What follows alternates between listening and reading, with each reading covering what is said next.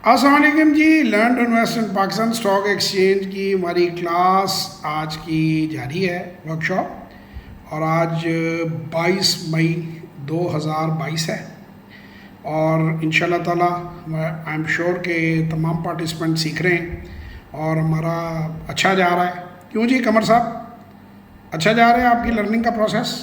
जी जी बिल्कुल, बहुत अच्छा जा रहा है और बहुत समझ आ रहा है। बहुत सिंपल इनके तरीके में आप समझा रहे हैं। जी बहुत और शुक्रिया।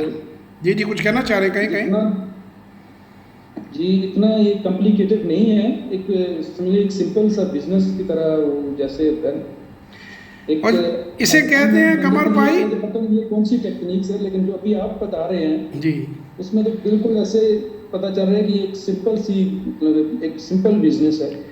बिजनेस सिंपल है जी, पर समझा वो पाता है जिसे खुद आता है या जिसने खुद किया हुआ है। वो कहते हैं if you make an eight eight बिल्कुल if you can't make an 8 year old understand it mean you don't know it yourself. अगर आप आठ बिल्कुल आठ साल के बच्चे को नहीं समझा सकते तो इसका मतलब है आपको खुद नहीं आता।